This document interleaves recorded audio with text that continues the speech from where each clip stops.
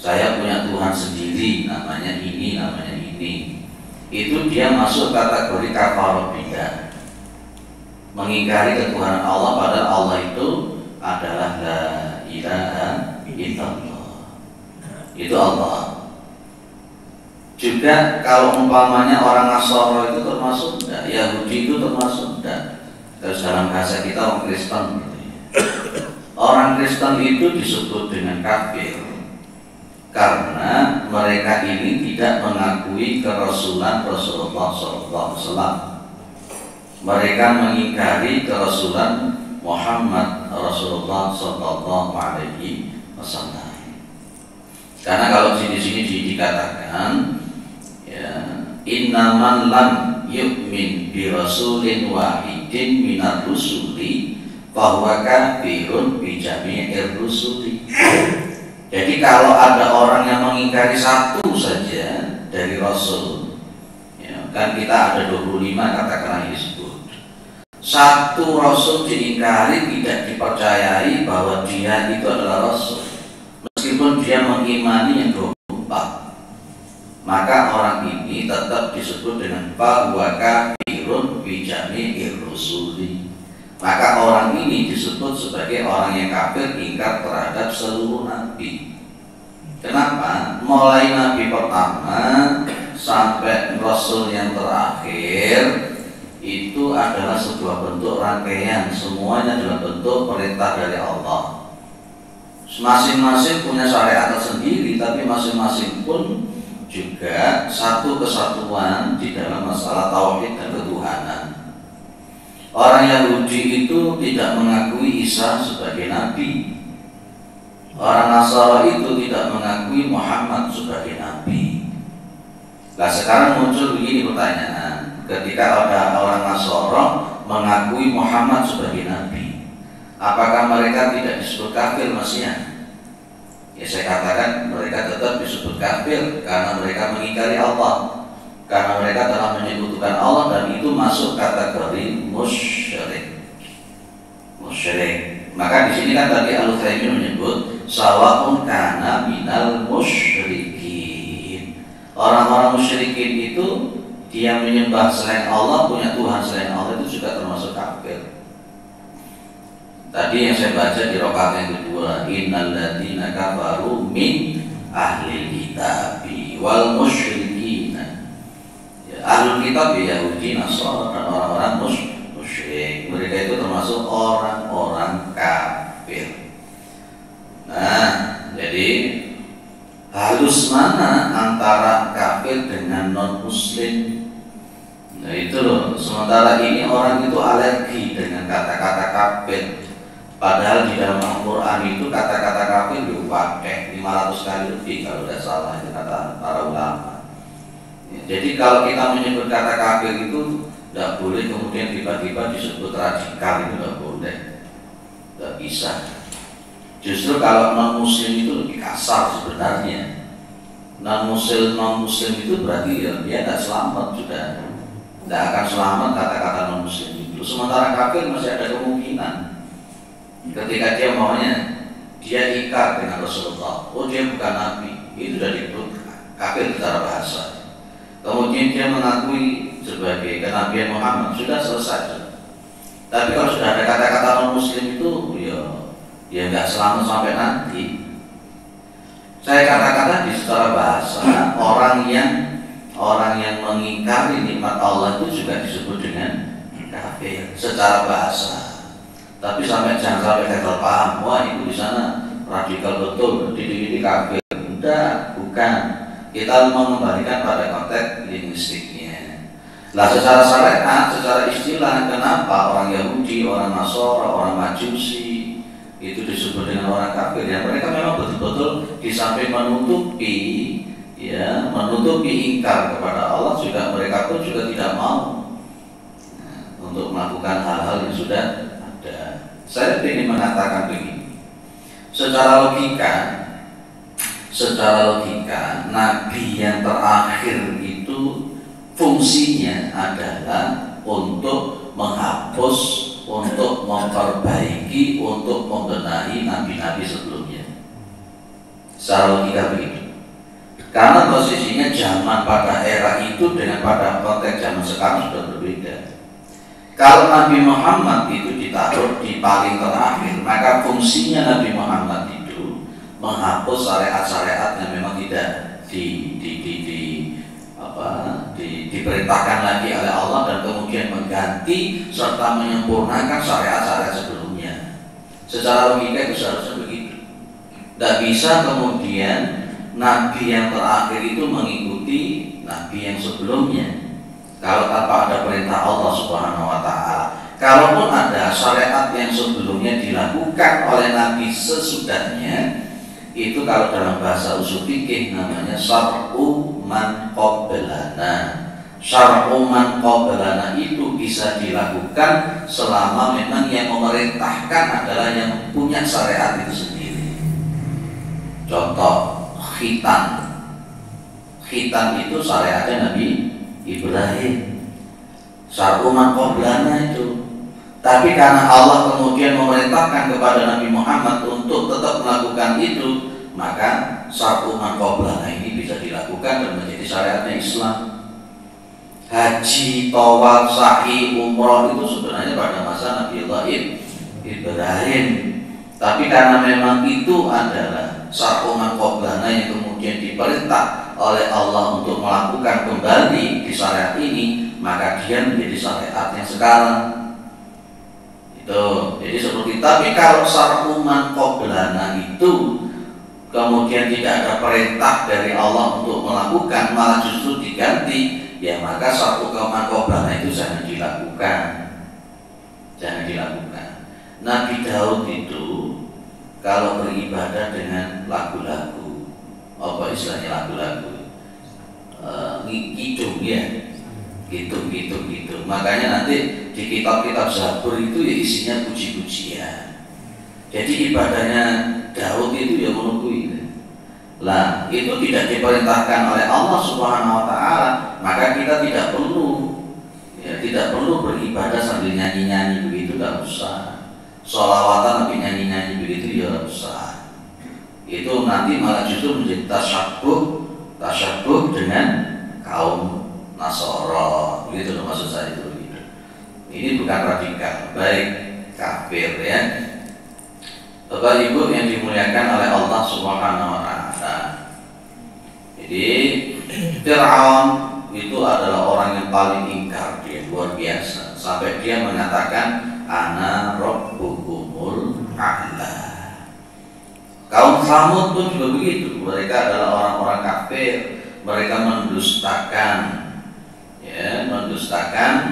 syariatnya para nabi dan rasul. Maka begini, orang yang kafir itu, mereka ini adalah sejelek-jeleknya manusia. Innal ladzina kafaru min ahlil kitabi wal musyrikina fi nari jahannam khalidina fiha ulaika hum syarrul bariyah. Sejatinya kalau kita itu kafir, ya, ingkar kepada Allah, itulah sejelek-jeleknya makhluk, itulah sejelek-jeleknya manusia. Tapi kalau kita itu beriman, memang lawan katanya kafir itu ya beriman. Beriman itu secara linguistik kebahasaan berarti mentasdik, membenarkan. Itu iman, Pak. Maka kalau ada orang itu mengatakan aku iman kepada Allah, maka pokok yang paling dasar dia itu mentasdikkan. Apa mentasdik itu, Pak? Mentasdik itu ya membenarkan. Membenarkan, di dalam pembenaran itu ada keyakinan, itu iman. Ya maka kebalikannya kafir. Kafir itu tidak membenarkan dan juga mengingkari, itu kafir. Maka kalau kita bicara iman itu ada 3 unsur. Bicara iman itu ada 3 unsur. Iqrarun bil lisan, kemudian wa tasdiqun bil qalbi, wa amalun bil arkan. Dan itulah unsur iman. Mengikrarkan di dalam mulutnya bicara, ya kerap dengan mulutnya, bilang asyhadu an la ilaha illallah, ada persaksian di mulutnya. Wa tasdiqun bil qalbi, dan pembenaran di dalam hati. Tidak hanya itu, harus ada wa amalun bil arkan, diamalkan di dalam perbuatan. Orang kalau nggak mau sholat itu ya belum dikatakan iman, dia baru Islam. Tuh, dalilnya apa? Jangan buka surah Al-Hujurat ayat 14 umpamanya. Itu ada orang-orang Arab Badui yang datang kepada Rasulullah. Qalatil Arabu amanna qul lam tu'minu walakin qulu aslamna. Ibu bolak-balik saya sampaikan di sini. Orang-orang Arab Badui datang kepada Rasulullah, tiba-tiba mereka mengatakan amanah, kami beriman, kami beriman. Jawabannya dari situ, qul lam tu'minu walakin qulu aslamna. Katakanlah, wahai Muhammad, kalian itu belum beriman, tapi kalian itu baru masuk Islam. Kenapa? Walamma yadkhulul iman fi qulubikum. Iman itu belum masuk dalam hati kalian. Bukti keimanan itu disebutkan oleh Allah, wa in tuti'ullaha wa rasulahu.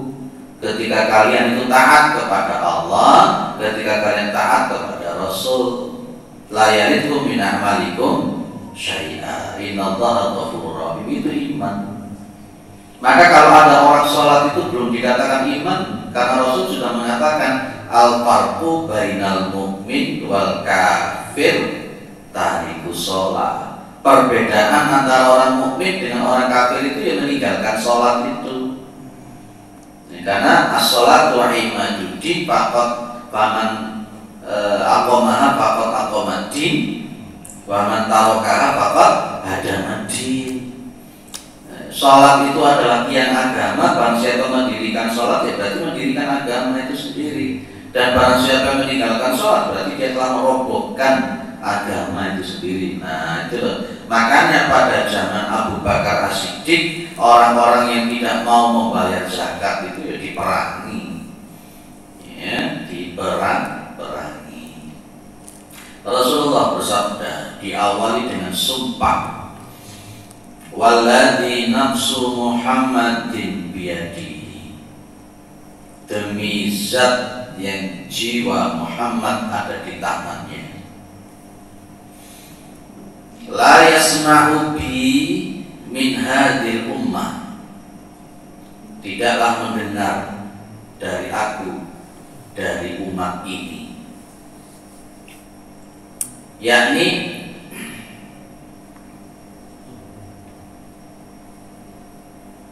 yakni umatud dakwati Yahudiyun wala Nasraniyun thumma la yu'minu bima jitu bihi illa kana min ashabin nar. Masya Allah.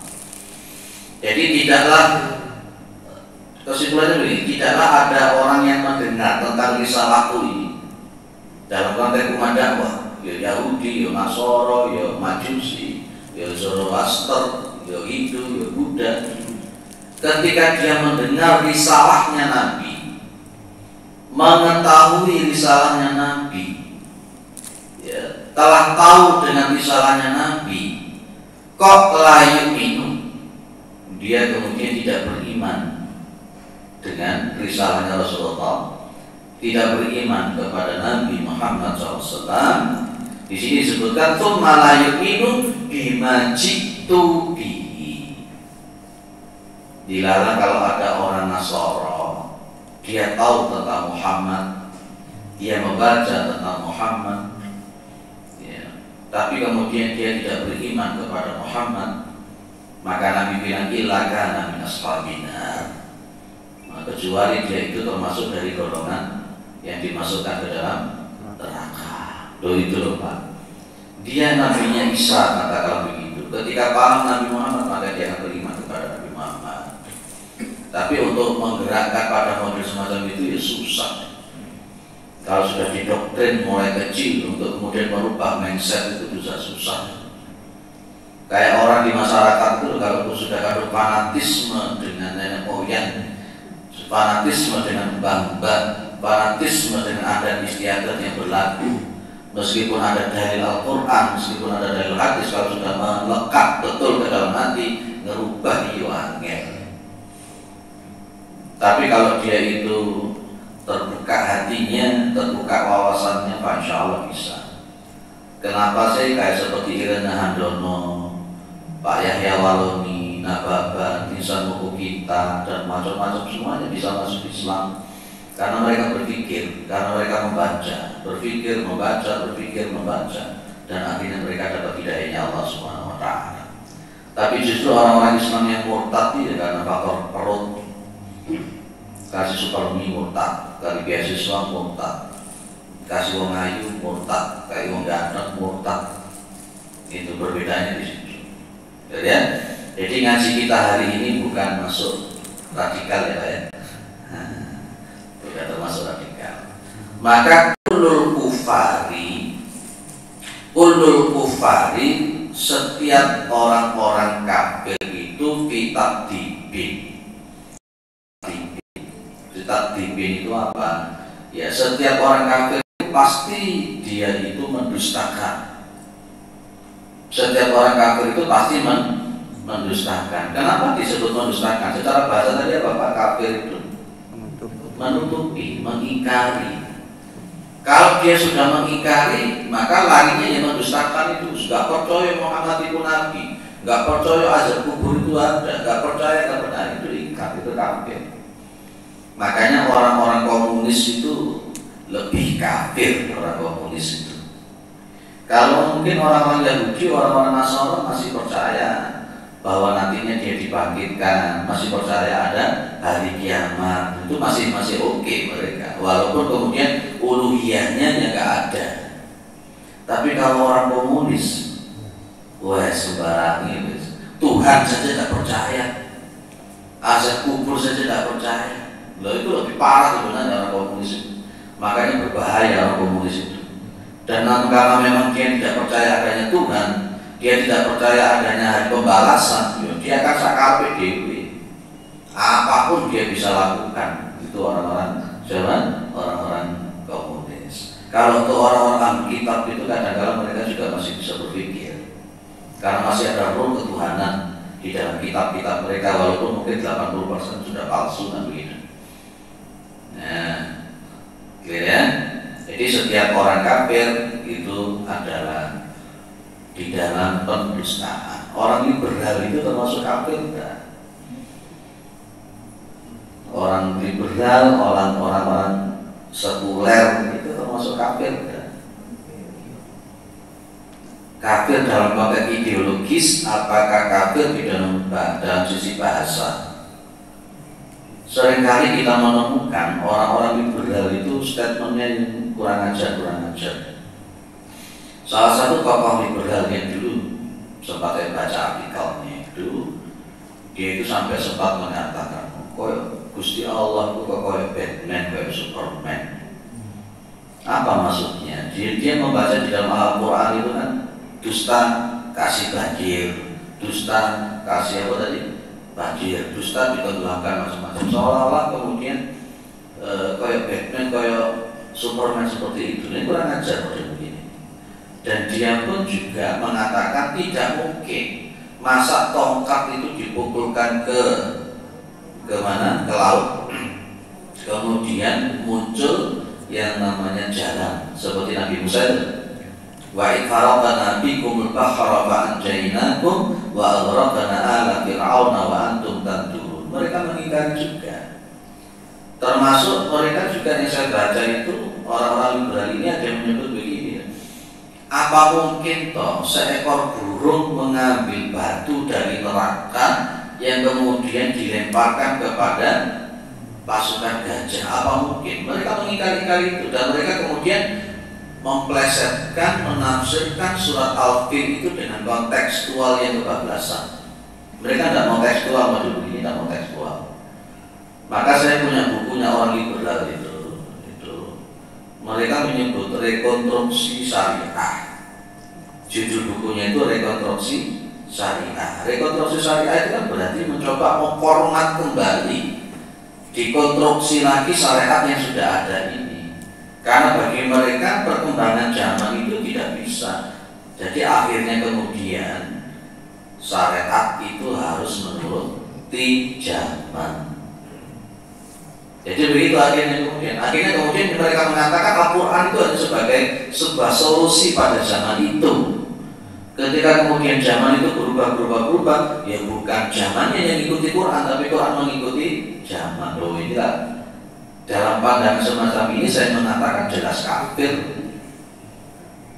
Saiki kopiah itu melu sirah, apa sirah melu kopiah. Topi itu mengikuti kepala, atau kepala mengikuti topi. Kalau umpamanya kepala itu mengikuti topi, jangan bisa membayangkan kepala itu dibesarkan dan dikecilkan. Tapi kalau kopiah itu mengikuti kepala, maka ya kopiahnya itu yang dibesarkan dan dikecilkan. Saya mengatakan bahwa Al-Quran itulah kepala, sementara dunia ini perilaku orang itulah kopiah, topi. Itulah mujizatnya Al-Quran, mujizat Al-Quran, ya. Jadi berarti sepakat ya, orang liberal itu bisa kafir, ya, apalagi mengatakan semua agama benar. Ya, ngaji ini lagi kan jangan panas kok turun kira-kira. Nah, berkenaan dengan pendustaan mereka orang-orang kafir itu, wallahu min waraihim muhit. Artinya anallah ta'ala muhitun bihim min kulli janibin, la yashudduna anhu la an ilmihi wala sultanihi wala iqabihi walakinahu azza wa jalla qad yumli lidhalimi hatta idza aqadahu lam yaflithu. Jadi kalimat Allahu min waraihim muhit itu Allah itu meliputi mereka. Meliputi mereka maksudnya apa? Allah itu ngerti, Allah itu paham, Allah itu maha tahu dari segala arah. Mereka mau gini, mau gitu, mau gini, Allah paham. Mereka itu orang kafir itu seperti itu. Wong jangankan untuk perilaku yang zahir, sesuatu yang ada di dalam hati saja Allah tahu kok. Ya, wallah itu alimun bidzatis sudur. Ala ya'lamu man khalaq wa huwal latiful khabir. Allah itu muhit. Lah, artinya juga Allah itu tidak akan pernah tinggal diam dengan orang-orang model begini. Kalau mereka membuat makar, wa makaru, ya wa makar Allah. Ya, mereka kan membuat makar, ya, membuat makar. Di antaranya makar mereka itu mereka datang kepada Rasulullah pura-pura mukmin, tapi sebenarnya mereka kafir. Wa idza laqul ladzina amanu qalu amanna wa idza qalu ila syayatinihim qalu inna ma'akum innama nahnu mustahzi'un. Itu lupa, masyaallah. Nah, wis. Jadi saya menyebut munafik itu juga bagian kafir. Wah, kalau zaman sekarang itu luar biasa. Munafik itu musuh yang paling jelas. Pada zaman Rasulullah itu yang paling jelas berat. Itu Rasulullah sebelum diberitahu siapa yang munafik itu berat pak perjuangan. Karena di hadapan Rasulullah kayak manis itu bela Rasul. Tapi begitu kalau tidak ada Rasulullah, tidak ada buah-buah tidak karu-karuan. Itu kafir juga posisinya. Ya. Jadi secara sifat, secara af'al, Allah itu meliputi segala sesuatu, ilmunya meliputi segala sesuatu, kekuasaannya meliputi segala sesuatu, siksaannya itu pun akan meliputi segala sesuatu. Orang-orang kafir yang zalim, munafik dan seterusnya. Karena Allah itu syadidul iqab. Jadi berarti apa? Orang yang kafir itu pasti nantinya akan diazab oleh Allah Subhanahu wa taala. Baik. bal huwa Qur'anun majid fi lauhin mahfuz. Dihabiskan surat Al-Buruj. Surat Al-Buruj ini berkali-kali pertemuan gak mari-mari, panjang keterangannya. Bal huwa Qur'anun majid, bal huwa ay maja'a bi ar-rasul alaihi salatu wassalam Qur'anun majidun du'atomatin wa majidin. Jadi apa-apa yang dibawa oleh Rasulullah Muhammad SAW itu adalah Al-Quran. Yang dibawa oleh Rasulullah itu adalah Al-Quran yang disifati oleh Allah dengan majidun. Majid itu du'atomatin wa majidin. Al-Quran itu punya keagungan yang perlu dihormati, yang perlu dihargai, yang perlu dibaca, yang perlu diyakini, perlu diamalkan, perlu diajarkan, perlu dihafalkan. Itu Al-Quran. Tantangan Al-Quran 15 abad sampai hari ini pun juga tidak ada yang mampu untuk menjawab tantangan itu. Qul in kuntum fi raibin mimma nazzalna ala abdina fa'tu bi suratin min mithlihi. Allah itu menantang orang-orang kafir. Ya, lagi-lagi ngomong kafir lagi, ya Bapak ya. Allah itu menantang orang-orang kafir pada zaman itu. Walaupun Al-Quran itu sepanjang masa nanti yaumul qiyamah juga. Berarti tantangan ini pun juga dihadapkan juga kepada orang kafir-kafir yang ingkar terhadap Al-Quran. Kalau kalian itu memang ragu terhadap apa yang kami turunkan kepada hamba kami Muhammad, itu namanya Quran. Jadi maja biarus, maka faktu bi suratin min mithli, maka datangkanlah surat, satu surat saja semisal Al-Quran. Sampai hari ini tidak ada satupun yang sanggup untuk mendatangi Al-Quran. Non sewu, ada nabi palsu namanya Mirza Ghulam Ahmad, ya kan? Manda apa lah, Majelis Ulama Indonesia pun juga sudah memutuskan Ahmadiyah itu menyebut dia mendapatkan wahyu. Apa nama kitabnya, Pak? Tadkirah. Tadkirah itu dianggap oleh umatnya bahwa Mirza Ghulam Ahmad itu menerima wahyu dari Allah. Kitabnya Tadkirah. Setelah diteliti oleh para ulama, Masya Allah, malah kita ketawa malah. Itu catatan ayat itu.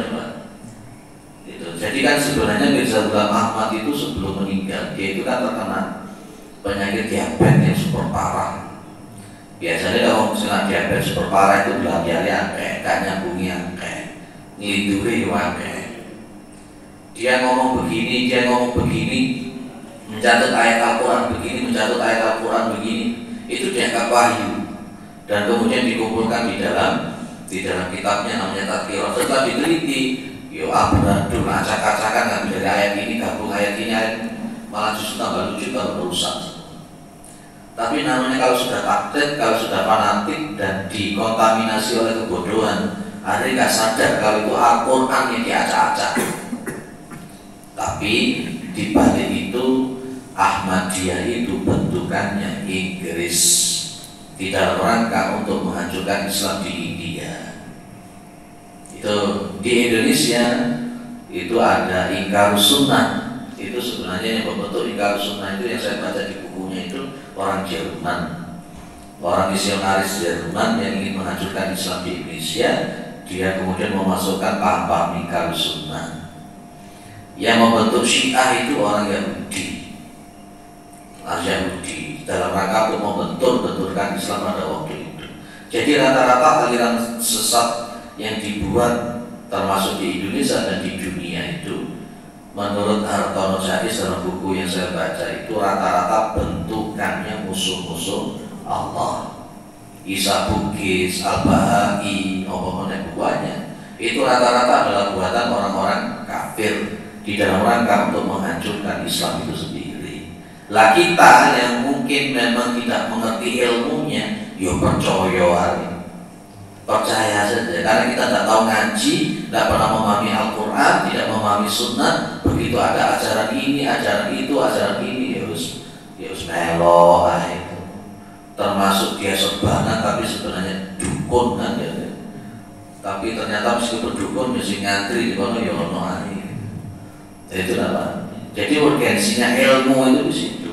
Maka ada kata-kata al ilmu qabla al amal, itu pentingnya di situ. Al ilmu qabla al amal. Bal huwa Qur'anun Majid fi lauhin mahfuz. Jadi maksudnya kan fi lauhin mahfuz. Jangan paham ya. Lauh mahfuz itu apa toh? Lauh mahfuz sebuah tempat yang ada di Sidratul Muntaha. Di dalam Sidratul Muntaha yang disebutkan di dalam Al-Quran ini, Al-Quran yang dimaksud itu adalah Lauhul Mahfuz. Itu kita gandeng, kita munasabahkan dengan ayat la yamassuhu illal mutahharun. Lah di situ kan para ulama juga berbeda pendapat. La yamassuhu-nya kembali kepada Al-Quran itu apa kira-kira? Al-Qurannya di mana? Kalau yang disebut itu adalah Al-Quran yang ada di dunia, di situ mutahharunnya memakai isim maf'ul. Ya, mutahharun itu berarti orang-orang yang disucikan, bukan mutahhirun, bukan isim fa'il. Ya, tidak memakai layamassuhu ilal mutahhirun, tidak memakai itu, tapi layamassuhu ilal mutahharun. Akhirnya banyak para ulama yang menerjemahkan hunya kembalinya itu kepada Quran fi lauhil mahfuz. Al-mutahharunnya itu disebut dengan para malaikat. Sehingga kalau sudah model-model semacam itu nanti akan muncul penafsiran nyekel Al-Quran tanpa wudu, ya oleh Quran. Nah, gitu. Orang junub itu boleh memegang Al-Quran atau tidak, orang haid itu boleh memegang Al-Quran atau tidak. Dalam konteks penafsiran semacam itu. Tapi saya tidak akan membicarakan macam itulah. Nanti ada yang bicara sendiri ustaz yang lain, ustaz fikih. Tapi yang jelas bahwa Al-Quran itu sebelum diturunkan ke dunia, Al-Quran itu sudah ada. Ya, makanya ada istilah para ulama menyebut antara anjala dengan nazala itu berbeda. Kalau anjala itu berarti diturunkan daf'atan wahidatan dari lauh mahfuz ke langit dunia. Kalau nazala itu berarti diturunkan berangsur-angsur kurang lebih 22 tahun, 2 bulan, 22 hari, yang sebanyak 30 juz, 114 surat, 6.324 ayat berangsur-angsur. Tapi sebenarnya di Lauhul Mahfuz Al-Quran itu sudah ada. Nah, kalau begitu Al-Quran seperti yang sudah ada sekarang ini sudah ada pada Lauhul Mahfuz. Iya, berarti memang Allah itu luar biasa. Wong sebelum diciptakan langit dan bumi, Allah pun juga sudah paham kok. Orang ini akan begini, orang ini akan begini, orang ini akan begini, tahu. Takdirnya Allah Subhanahu wa Ta'ala. Jadi saya singkat-singkat berarti selesai. Surat Al-Buruj sudah selesai. Berarti pertemuan yang akan datang kita akan membahas surat yang lain, yakni membahas surat apa Pak? Surat Al-Buruj. Surat Al-Insyiqaq. Kita akan bahas surat Al-Insyiqaq. Ada yang didiskusikan monggo? Iya monggo. Dalam kafir itu telah dijelaskan dalam Al-Quran, kafir itu ratusan kata dalam Al-Quran. Ya, 500 kali. Ya. Tetapi anehnya kenapa kita ini kok digiring seolah-olah kata kafir itu mau dihilangkan. Sebenarnya apa sih berlaku? Misalkan ingin menghilangkan kata kafir. Baik, Pak, Ibu, jangan lupa apa yang dikatakan oleh Rasulullah SAW. Yang juga di situ di dalam Al-Quran ada dua yang saya sampaikan dulu. Ada kalimat walam tardo angkal yahudu walan nasara hatta tattabi'a millatahum. Mereka orang-orang Yahudi, mereka orang-orang Nasara tidak akan rela sampai kalian itu mengikuti milah. Kata-kata milah itu jangan hanya diartikan agama ya. Milatun itu juga mempunyai makna pemikiran, mempunyai makna kebiasaan, mempunyai makna apa yang mereka laksanakan, manhaj mereka. Dan itu sudah menjadi nasnya Allah. Sampai nanti yaumul qiyamah itu mereka para ahli kitab akan berupaya. Di dalam ayat yang lain ada kata-kata wadda katsirun min ahli kitabi law yaruddunakum min ba'di imanikum kufara hasadan min 'indi anfusihim min ba'di ma tabayyana lahumul haq. Jadi dua ayat ini sudah menunjukkan bahwa mereka itu tidak akan tinggal diam dengan kemajuan Islam. Mereka akan berupaya membuat makar, termasuk yang kasus yang viral yang sampai hari ini di YouTube itu kan juga bagian dari itu, bagian daripada itu.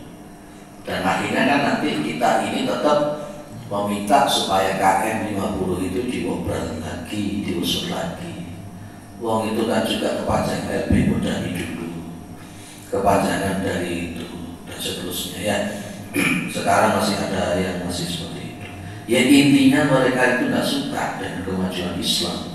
Mereka akan terus mengkriminalisasi Islam. Ingat lagi juga sabdanya Nabi, yushiku bikumul umam antada'a alaikum kama tada'a al-aqlata ila qas'atiha. Semua umat itu nanti akan menyerang kalian. Ya, kalau Rasulullah menyebut umat Islam itu seperti al-aqlata ila qas'atiha. Qas'ah itu piring. Jadi umat Islam itu diibaratkan oleh Rasulullah itu sebagai sebuah santapan. Nanti lihat tahun 2024, mau tahun 2024. Sing biasa ini nggak tahu nunggu masjid atau nunggu masjid. Sing biasa ini nggak jilbaban dan nggak jilbaban. Sing biasa ini nggak tahu nangis-nangis BBM naik, nggak orang nangis-nangis. Kenapa? Supaya akan dipilih. Islam hanya sebagai untuk casing saja supaya mereka dipilih untuk jadi apa mereka? Jadi DPR, DPRD, presiden dan sebagainya. Jadi nanti itu kata Rasulullah, semua umat yang tidak suka dengan Islam itu akan menyantap, menghantam. Karena memang Islam itu diibaratkan oleh Nabi sebagai sebuah makanan yang lezat. Di Indonesia itu, mohon maaf ya, untuk memilih jadi DPR siapa sasarannya dianggap? Muslim. Pokoknya Muslim itu kita butuh. Dong-dong kita sedati ya semua itu. Hati-hati jadinya, hati-hati. Pilihlah pemimpin yang bukan hanya sekedar menjadikan agama sebagai kendaraan politik toh. Mari kampanye melihat ini. Jadi semua nanti umat-umat itu akan memakan, menyerang umat itu. Sampai kemudian ada para sahabat tanya, wa min ilatina yauma'idin ya Rasulullah. Apakah jumlah umat Islam pada hari itu sedikit? Nabi mengatakan, wal antum yauma'idin katsir. Justru jumlah kalian itu banyak. Itu diantara dalil-dalil. Jadi memang ya intinya hasad dan min 'indi anfusihim min ba'di ma tabayyana lahumul haq. Ada sifat hasad, iri dengki dengan Islam itu sendiri. Jadi sampai nanti yaumul kiamat enggak usah heran, akan banyak sekali upaya di dalam rangka untuk menghancurkan Islam. Dan sekarang sasaran yang paling mereka sasar dulu adalah anak-anak muda. Anak-anak muda dengan fitnah syubhatnya, dengan fitnah syahwatnya. Lihat ya Pak Ibu. Ya termasuk nanti akan ada muncul kata kafir gak oleh, engko dodongi jenggoten ora oleh, engko dodongi lek pas kate ceramah kudu sertifikat balik. Ono kan oleh kabeh sertifikat gak oleh ceramah. Nanti lek ceramah karang didik gak oleh dibubarne pengajian nanti akan muncul. Dan biasanya nanti akan meminjam tangannya orang Islam sendiri. Akhirnya orang Islam dibentuk, nih mereka tepuk tangan. Makanya kasusnya si Sambo ini kita berbalik untuk roda tepuk tangan. Agamanya mereka sama, pengacaranya agamanya yaitu, korban yaitu, pelakunya yaitu, semuanya agama mereka. Coba andai kata si korban itu agamanya Muslim, bongkar. Makanya kami tetap juga agak pesimis kalau itu dibongkar semua banyaknya karena sudah mulai apalagi kata konteksnya yang 303 itu, termasuk KM 50 bisa terbongkar semua. Ya kita dukung para sahabat untuk membongkar semua itu. Nanti tahun 2024 pilih yang memang betul-betul mampu untuk membawa Islam, bukan malah memanfaatkan Islam. Ini BBM semoga berapa kali Pak? Gak bicara politik, yang lain kok gak begini. Gitu ya jawaban saya. Saya kira cukup ya. Mudah-mudahan bermanfaat. Mudah-mudahan kita dihindarkan dari kekafiran. Amin. Kita jadi orang mukmin yang betul, jadi muslim yang betul. Untuk jadi mukmin dan muslim yang betul, di antaranya sering-seringlah menghadiri majelis taklim, supaya kita paham mana yang batil, mana yang tidak batil. Dan tentunya saya pun juga tetap pesan mulai dari dulu, pilih pemateri yang punya kompetensi, pilih pemateri yang memang betul-betul memahami, dan juga pemateri yang punya akhlak. Karena nanti dari zaman akan muncul era ruwaibidah. Era ruwaibidah itu orang yang tidak punya kompetensi tapi berani untuk memberikan fatwa-fatwa ceramah-ceramah agama. Mudah-mudahan bermanfaat. Subhanakallahumma wa bihamdika, asyhadu an la ilaha illa anta, astaghfiruka wa atubu ilaik. Assalamualaikum warahmatullahi wabarakatuh.